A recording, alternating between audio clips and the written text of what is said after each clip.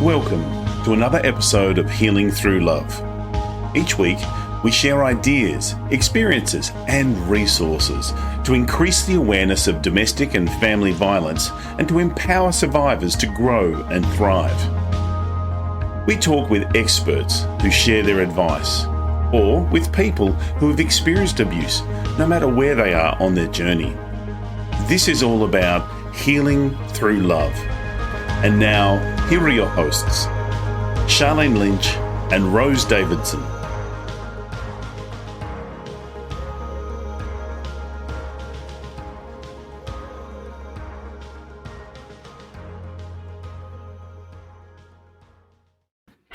The Healing Through Love podcast with Sharlene Lynch and Rose Davidson.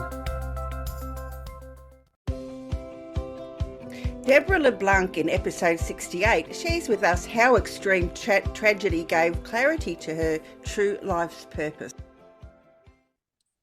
Imagine your brain when you're born like a ball, and inside the ball is just one little tinker toy. And that tinker toy is called your primitive brain. That's where we're born with the flight or fight response that keeps us safe. That's why it's put there. But the rest of it is kind of just the empty space. We are familiar with sensation because, if your mother sang to you when you were in utero, you understood what soothing felt like. If there was a lot of turmoil in the household while you were in utero, you understood what anxiety felt like or what being anxious felt like.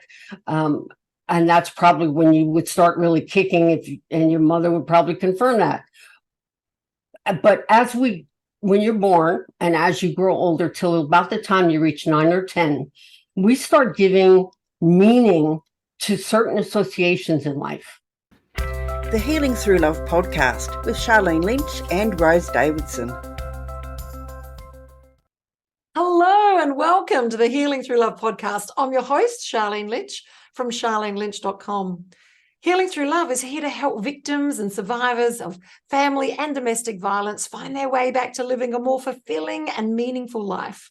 We interview experts and survivors to share their personal stories and offer advice to those who've experienced abuse, no matter where they are on their journey. As well as the Healing Through Love podcast, we hold annual Pamper Days here in Adelaide, South Australia. For survivors of domestic and family violence, local businesses come together and pay it forward, providing their services and resources for a day to give our survivors a much needed day of indulgence. Think day spa on steroids. Now, we're looking to connect with organisations and individuals globally because Healing Through Love has now gone global. Not only are we running Pamper Days here in our own backyard, but we're running Pamper Days all over the globe. Groups of women have got together and they have in their heart want to pay it forward and want to make a difference. So if you want to be one of those, either that participates or is an exhibitor, or maybe you have a heart for organisation, reach out to us from Healing Through Love. Our details are in the show notes and also in the description as well. Every week we have amazing guests, and this week is no different. We've got Deborah LeBlanc, and she is a certified clinical hypnotherapist who holds 59, but I think it's now up to 60 something, so it's increased, specialty certificates in various presenting issues. So that's to help people with a range of challenges and disorders. That could be things like smoking, depression, generalized anxiety, sleep, all ranges of fears and phobias. And it's great to have you on the show today. Thank you so much for connecting. Oh, Sharlene, thank you so much for having me. Your program is absolutely wonderful. Oh, thank you. Bless. Look, what a journey. I understand, because we had a beautiful conversation before we started, that you started in a corporate life, have now transitioned. So, what happened to cause this transition? Well, my story starts way back when I was a victim of abuse as a child. I was raised by an abusive mother. My parents split up when I was 8 years old. And she was an undiagnosed manic depressive.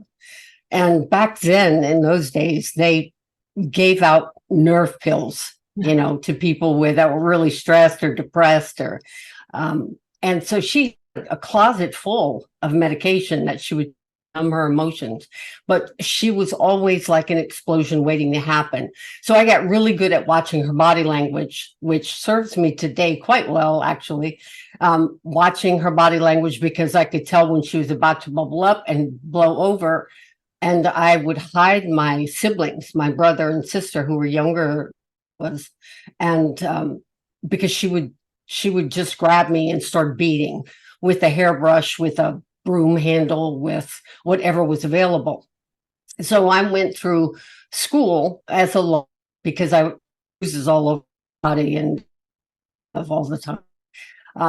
Well, after my parents split up, we moved to the projects, and that was another stigma that I carried. I was now a PK kid. And here in the US, a PK kid is normally known as a preacher's kid. That was so far from the truth for me. It just meant a project kid. So that was another stigma. So I spent my time reading and I just didn't have friends. I got married at 16. Yes, I know. But at 16 years old, I had been cooking, cleaning, raising my baby sister, who's 10 years younger than I was. She was an infant. So used to raising a family and taking care of a household. Got married at 16, had my first daughter at 18, and then my other daughters came not long afterwards. And it wasn't long after my third, it took me a while. My third daughter's birth, I had married the male version of my. He wasn't completely abusive, but emotionally and verbally abusive. And there were times when I saw him lift a hand or a fist to one of my daughters, and I jumped on his back, to stop him. And it wasn't long after that we divorced and, went our ways. While I was married, had my children, I went, of course, to school, graduated high school, went to university, got a degree in marketing. Well, I knew that he also could not keep a job.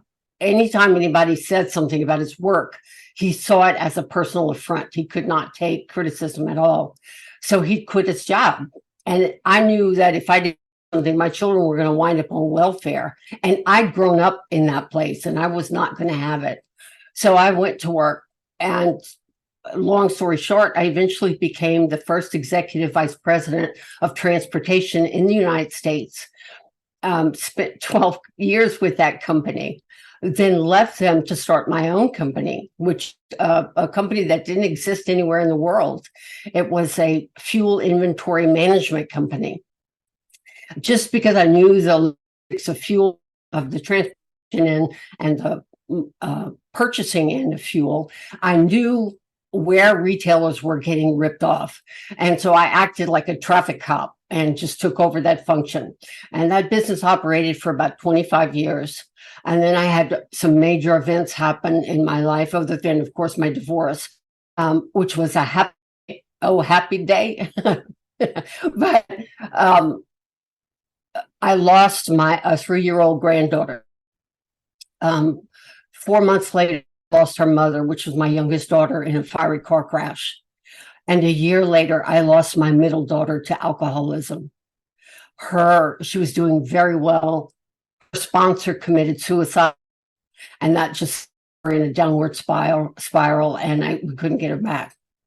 So later, 6 months after that, my younger brother died of lung cancer, and then my father passed, who was my best.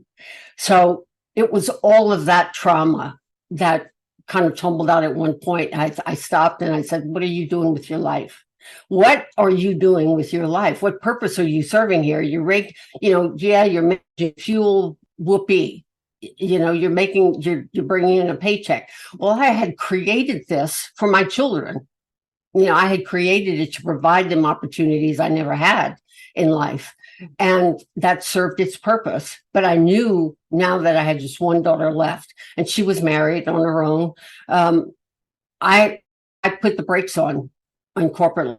And I was actually in the middle of searching about what is your real purpose on this earth. I was in the middle of that, and sitting at my computer one day, I was trying to Google how much gravel would I need to cover an 8-foot wide driveway that goes a mile long. And I'm Googling this, and the first thing that pops up is HMI, the College of Hypnotherapy, first accredited university for hypnotherapy. I had a little antenna that went up in my head. And whenever that happens, I usually pay very close attention. So I started looking into it and just kind of zooming around their site, and my heart started fluttering and I was getting goosebumps everywhere. And I knew that this was the direction I needed to head. So I jumped in with both feet. And Sharlene, I'll tell you, it was like I had done this before. It was, I graduated with honors, the award, the academic award, the clinical achievement award, but it was not because I'm so smart, because it felt so much like I'd done this before. I spoke to people pro bono, and seeing lives change, I knew this was my calling in life, to really give people hope when the world around them is hopeless. Been there, done that. I have a church like that, and I wanted to be something different. I wanted to offer something different to the world. So that was my journey into hypnotherapy. Wow. How's that for short, sweet, and to the point? Okay, that's huge. So that's a lot of family members to lose in such a short space of time, with like no space to grieve in between. And that's layered and layered and layered grief. That is vicarious trauma. That's compassion fatigue. That's it all piled on top of you. And and so what were you looking for the gravel for? What was that? Was that your driveway? It was a piece of property that I owned that we were looking to do an event on, and I needed to put some type of much firmer ground than just dirt. Isn't it amazing how the universe works? It is. You're looking for one thing and the other thing appears. So that's when we're in that right space, when we're open to receive that intuition that you received. And I think it's being in that state of openness, which is a challenge to be in when there's been so many challenges happen for your life. So congratulations. And wow, congratulations for taking the bull by the horns and just going with this. And now you run a beautiful practice where you help people that have all sorts of challenges, and you've got lots of your own life skills, but then also what's happened in your own family as well. And so these challenges for your clients are very close to home. So is that challenging for you when you're speaking with someone and it is about suicide ideation, or it is about alcoholism, some sort of addiction? Do you find that challenging to separate, church and state, to separate what's happening for you and what's happening for your clients? No, I think if anything, it causes me to be much more empathetic when someone isn't realizing. If someone is in the throes of suicide ideation, I've been there, and in fact attempted suicide twice and failed both times. Those are another stories. But so I can touch someone who is in that place because I've been there.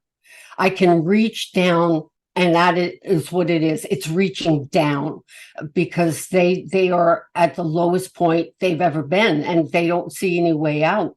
And their suicide is so not the answer. And I'm attesting to that from experience. It's so not the answer, because in that split second, they say that 1% of the people that jump off the Golden Gate Bridge in the US survive. And out of that 1%, 80% of that 1% say when they jumped in that moment, the problem that they were jumping about dissipated. It's like it seemed this small compared to what was about to happen. Eternity, dead, no longer alive. And they wished that they could take it back. Fortunately, some had a chance to. Unfortunately, 9% don't. They just don't.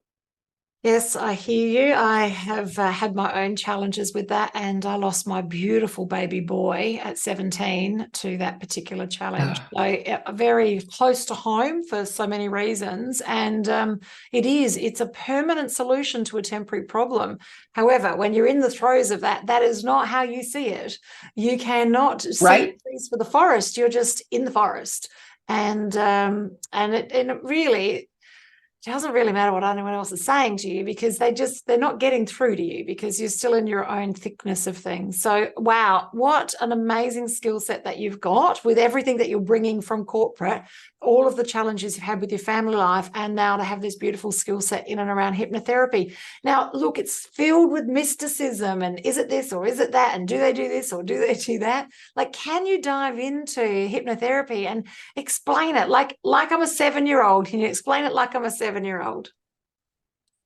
Imagine your brain when you're born like a ball, and inside the ball is just one little tinker toy.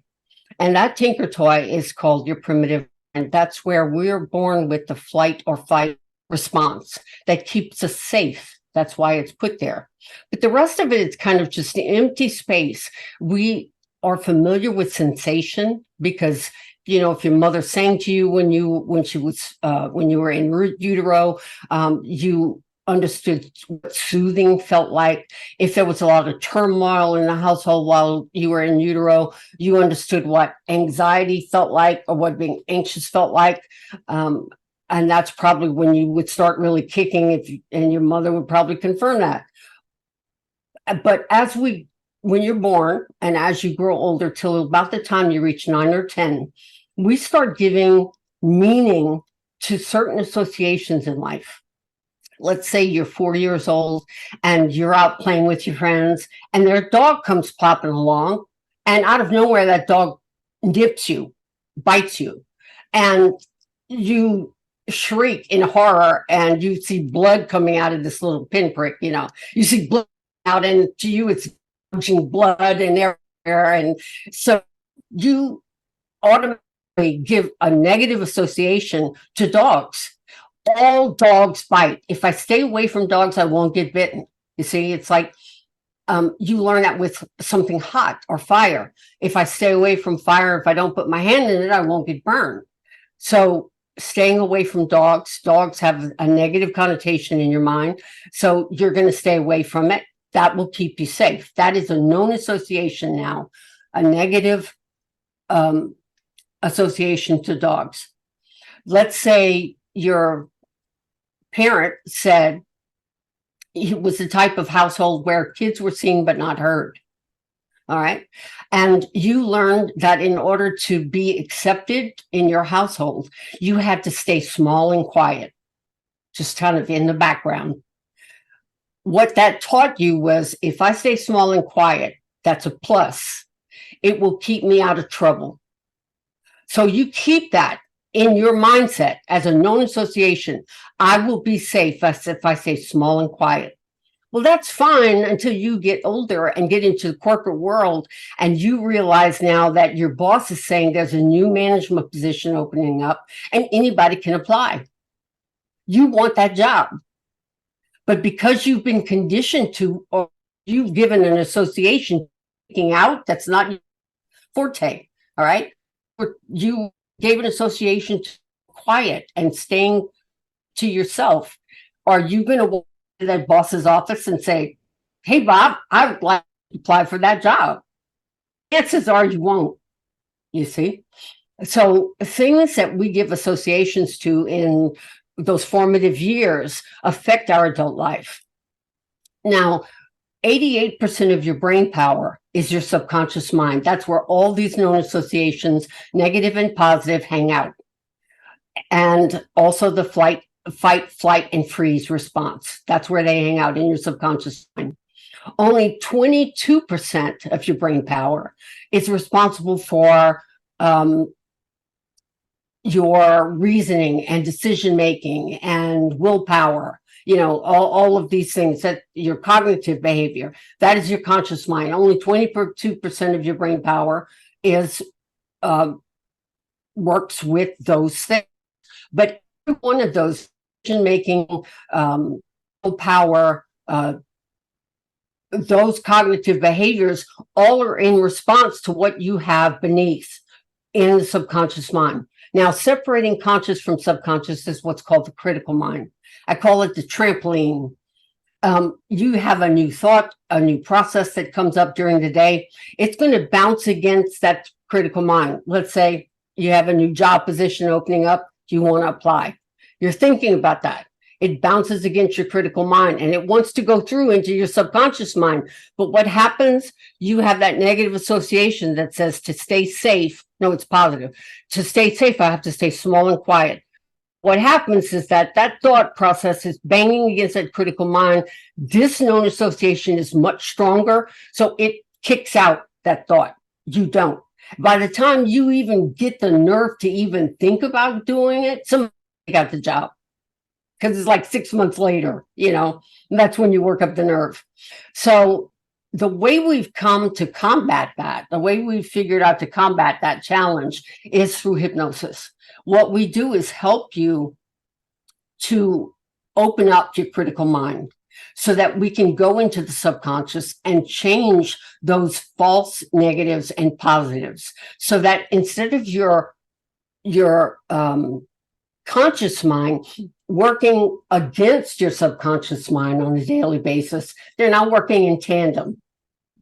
So that you are much stronger in your decision making. You're much stronger in your determination and willpower.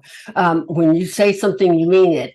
Everything is just locked on and on 100 and on all 8 cylinders. You're going at full speed. So all hypnotherapy is helping you get to that place. We don't do anything. We can't make you into somebody you're not. We help you to realize who you are. I think if one of my challenges in life and my greatest passions in life is to help individuals find their real unique self, because we get so lost when we are, we grow up in messed up households, or we get married and we wind up in a messed up household. And how did we get here? How on earth did we get here? And where do I go from here? It's helping people get out of that stuff, find who their unique self is. That's my greatest love and passion. I love that. So finding your unique self through hypnosis. I love it. I've had a journey myself with hypnosis. I used it. Well, I tried to use it to give up smoking, and that didn't work. I tried to use it to give up alcohol, and it didn't work. But before my son's passing, I was a different person. I processed different. I had my own challenges. And I've noticed that since then, the theories and the processes in around hypnosis now work, whereas before I was like very resistant to it. It was almost like I was fighting against the process. And now, as I'm going to go slightly more evolved human being, I can go with the process. I find myself not fighting against it. So, is it true that everybody can be hypnotized, or what happens there? I would say 99% of people can be. If you think about yourself watching a movie that you're really into, and a sudden noise from the kitchen, like somebody drops a pot, you jump up because it startles you. You're so caught up in that movie. That's hypnosis. If you're on a long trip and just kind of zoned out, you're not really listening to the radio, you're just watching the road and you're zoned out and you're wondering how in the heck did you get from point A to B?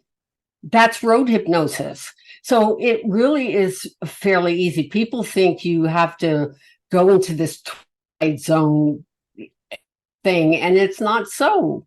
You don't go unconscious where people can manipulate your mind. That's not what happens at all. No, but they make it look like that on television. Come on, Deborah, they do. I know, they do, and that's sad. That really is a sad fact. It is. Yeah, so it's even an entertainment show here at the Fringe in Adelaide where they have a hypnotherapist, and he does a stage show. I've seen it. I still don't understand how they did it. And yeah, I suppose they call it entertainment. I don't know, but it is giving the industry a bad name. So there It is. isn't anything that you can't cure. So this is all things factored in on the mind. So not from a physical representation. So these aren't physical ailments. These are all challenges in and around how we think. Yes? Yes, in a great respect it is. But I do deal with physical challenges like chronic pain, some cancers, some forms of cancers, because what we do is go into the mind and help your mind accept, or because we have neurons that are going through, that's in chemical changes in our brain and into our system. We want whatever we're taking in chemotherapy, for example, to be effective, to be immediate and be effective so that it doesn't return. And we focus on that so that you can literally make that happen in your life. You open that channel in yourself to make that happen. Chronic pain is often a sign of, can be stress, anxiety that the body is realizing. And we help people overcome those factors as well. So IBS is a big factor for stress. That is a big response to stress. that RBS, did you say? Yeah, IBS. Okay, irritable bowel syndrome. Yes. Yes. Okay. Wow. Okay. So in Australia, we don't have Lyme's disease, but it is like very prevalent in the States. Something like that, which is something they've picked up, which I don't even know if it's a bacteria or a virus, but something that has given you something. Is that something that you can manage with hypnosis, or is that something that you really need to seek medical attention for? I think you should always seek medical attention, but I would definitely do it in tandem with therapy, because what you need to do is, when you're seeking medical attention, there are some things that you have to help your body fight immediately, but hypnotherapy can help aid that process 1,000%. So it's like if you would take Tylenol, for example, for a headache, and all of a sudden I give you something that will boost the power of that Tylenol by 1,000%. You would take it to get rid of that headache right away. It's the same thing. It's the same idea. Yes. Oh, I love it. So if people want to get rid of addictions, whether it be coffee or alcohol, hypnotherapy is something that works for that as well? Absolutely. I've worked with people who were addicted to pot, cocaine, meth, amphetamine. I always encourage them to also do the 12-step program, because you have to have a form of discipline. You have to have some kind of regimen in your life. And if you're kind of just freewheeling out there, hypnotherapy can get you at a certain point, but you have to want to change. And in doing so, you have to change your environment around you. And that's why I encourage things like AA, because it's a different mindset, it's different people, it's taking you out of a routine that caused that addiction in the first place. I hear you, sister. I was a regular at AA through my process. So absolutely, yes. So you said something interesting in there about wanting to change. Can hypnotherapy help you want to do something? No. It's like me telling you, like me saying, I will change your eye color to purple. I know you are. I know. I wish. Huh? I wish. I think that you are who you are. You believe what you believe. If you come to me and you say, I want to quit smoking. I always interview people, because I want to see, how badly do you want to quit? What does it mean to you to want to quit? And if they go, well, I really like it, the chances of that person abstaining from it are minimal, because in their mind, they have not given it up. They're going to try hypnosis because they think it's a cure-all. It'll stop them. It'll keep them from doing it. And that's not the case. If you want to stop, hypnotherapy is the greatest thing on the planet, because takes that desire and amplifies it by 1,000. Now you definitely will not touch the cigarette. I love it. It explains everything. So in my early years, when I tried to use hypnotherapy for the myriad of challenges that I had, I didn't want to. I didn't want to give up smokes. I didn't want to give up alcohol. I had a back issue. I didn't really want to give it up because, that worked for me on one level. So, there was a payoff. So I can see that I didn't come to the table, so to speak, with a want to have this really fixed up. I was just looking to tick another box. And now at this end, the pointy end of the stick, is that, I can see why these therapies now work. It's not that they're magically different or I'm magically different, but I want to have a different outcome. So I'm coming in with that open mind and that, reticular activating system that's just ready to go to the next level. I love it. I love it. This has been fantastic. Deborah, I swear we could talk for ages. You're absolutely I love what you bring to the table. I won't ask how young you are. I'm going to go, we're about the same age.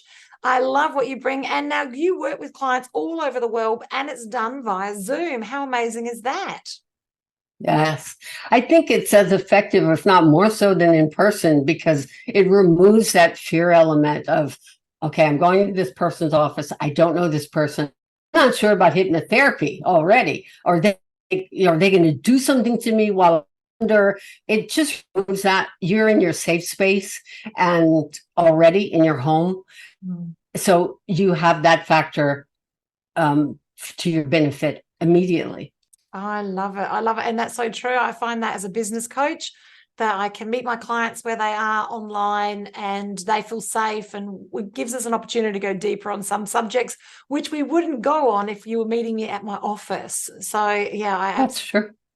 So, wow, this has been an amazing 30 minutes. I cannot believe it's been 30 minutes. And as I said, I'm sure we could talk for so much longer. Deborah, for people to get hold of you, they go to your website and then you've got all of your information on there. That website link will be in the show notes and also in the description on both YouTube and also on our platform. And before Deborah says her farewell thoughts, which we're going to ask her a question about, what word of advice she would give to everyone. Before she says that, I just would like to say, if you've got a heart for service, if you would like to make an impact and a difference, if you do bring a skill set and you want to make a difference, please contact us. We'd love to have you on board for our local Pamper Days in your area. If you're a greater organisation, great. We need that. We actually need that more because there's lots to organise. And if you know someone who's been affected, please look out for Healing Through Love Pamper Days that are now globally happening in a city near you. And Deborah, as a closing statement, I just would love it. Could you what words of wisdom would you like to share with our audience today? If you're going through a time in life and things seem really dark, stop looking for the light at the end of that tunnel, because the truth is, you are the light. You are the light. I love it. I love it. That is right on line with what I say at the end of my videos is you've got this because you're designed that way. You have got this. It's been such a blessing to communicate with you. I'm looking forward to following you on socials and it's just been a blessing. Thank you so much, Deborah. That's a bye from Sharlene and a bye from Deborah. Thank you. Bye. Thank you for joining us for this episode of Healing Through Love. You can get further resources, see the show notes, or simply reach out to us via our website at htlaustralia.org. Thanks so much for joining us, and we look forward to your company next time on the Healing Through Love podcast.